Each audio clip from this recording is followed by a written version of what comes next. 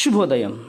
Global బెథేనియా Calvary ministry తరపున ఈ ఉదయకాల సమయంలో మరొకసారి దేవుని యొక్క పరిశుద్ధమైన మాటలను చదువుకుందామండి. యోహాను సువార్త 11వ అధ్యాయము 3వ వచనాన్ని నేను చదువుతున్నాను. దయచేసి గమనించండి. యోహాను సువార్త 11వ అధ్యాయము 3వ వచనము.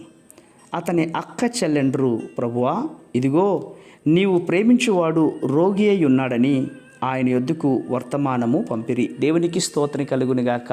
గమనించారా? నీవు ప్రేమించువాడు రోగి అయి ఉన్నాడు అని అంటున్నాడు. అంటే లాజరు గురించి యేసు ప్రభు వారు ఆయన దగ్గరకు ఒక వార్త వచ్చింది. మార్తా మరియాలు అన్నటువంటి సహోదరుడైన లాజరు గారు వ్యాధిగ్రస్తుడై ఉన్నాడు. ప్రియమైన సహోదర సహోదరులారా, యేసు ప్రభు వారు తాను ఉన్నటువంటి స్థలంలోనే ఇంకా నిదానంగా చేసి అక్కడే తన శిష్యులతోనే ఉంటున్నాడు. అక్కడికి వెళ్ళలేదు. మరి వాళ్ళ శిష్యులకు అంటున్నాడు, ఈ వ్యాధి దేవుని మహిమ కొరకు అతనికి వచ్చిందనే సత్యాన్ని దేవాది దేవుడు తన శిష్యులకు బోధిస్తూ ఉండడం మనం గమనించుకోవాలి. అవును, యోహాను సువార్త 11 ఆ భాగాన్ని మీరు చదివితే, ప్రభువా నీవు ప్రేమించువాడు రోగి ఉన్నాడు, ఆయన యొద్దకు వర్తమానం పంపిరి అన్న విషయం చదువుకున్నాం కదా.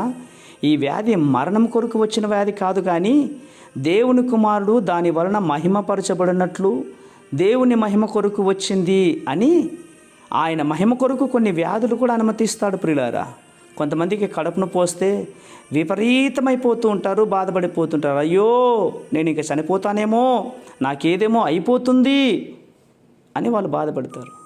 నేను ఒక సత్యాన్ని మీకు చెబుతున్నాను ప్రియులారా, మనం అంత తొందరగా చనిపోమండి. ఎందుకు తెలుసా? దేవుని మహిమపరచడానికి, దేవుని చిత్తాన్ని నెరవేర్చడానికి ఈ భూమి మీద మనలను ఇంకా నడిపిస్తున్నాడు దేవుడు. ఈ లాజరు దేవుని మహిమ కొరకు రోగి అయి ఉన్నాడే కానీ ఆయనకు వచ్చిన రోగం కాదు. యేసుక్రీస్తు వారి మాట స్వయంగా చెప్తున్నారు. మనకందరికీ తెలిసిన సత్యమేదే. లాజరు ఆ వ్యాధితో మరణించాడు, పాతిపెట్టాడు, 3 రోజులు అయిపోయింది. యేసు ప్రభువారు వచ్చేసరికి యేసు ప్రభువారిని చూసి తన సహోదరులు ఏడుస్తూ ఉంటే వారిని ఓదారుస్తూ మాట్లాడుతున్నాడు. వారు ఎంతో వేదన పడుతున్నారు ఆ సమయంలో. ప్రభువా నీవు ముందే గనక వచ్చి ఉంటే కనుక నా సహోదరుడు చావకుండా ఉండేవాడు కదా అని. గమనించండి, ఈ మాట చెప్పినప్పుడు ప్రభువారు అంటున్నారు తెలుసా, మార్తా, నీవు నమ్మినట్లయితే దేవుని మహిమను చూస్తావు. ఆలస్యం అయిపోయిందని కంగారు పడి అనార్థం చేసుకోవద్దు. జరిగిన దాని గురించి బాధపడద్దు. ఇదిగో ప్రభువారే మాటని చెప్పి వారిని ఆ బాధలో నుండి వారి అక్క చెల్లెలను ఓదారుస్తున్నాడు. ఎంతో వేదన పడుతున్న వారికి ఓదారుస్తున్నారు. ఈరోజు నేను మీకు ఒక మాట ఏం చెప్తున్నా అంటే, ఆలస్యమైనా కూడా దేవుడు అద్భుతాలు చేస్తాడు. నీ రక్షకుడు అలక్ష్యం చేయడు నీ ప్రార్థన. ఎందుకంటే దేవుని మహిమ కొరకు నీలోనికి కొన్ని వ్యాధులు అనుమతించాడే కానీ అది నీ మరణమును కోరి కాదు. వినండి జాగ్రత్తగా.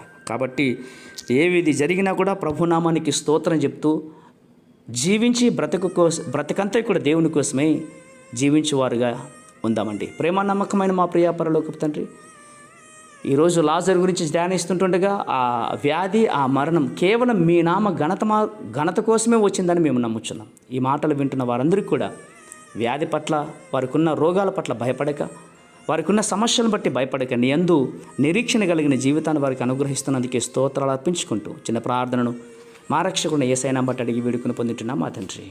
ఆమేన్, ఆమేన్, ఆమేన్.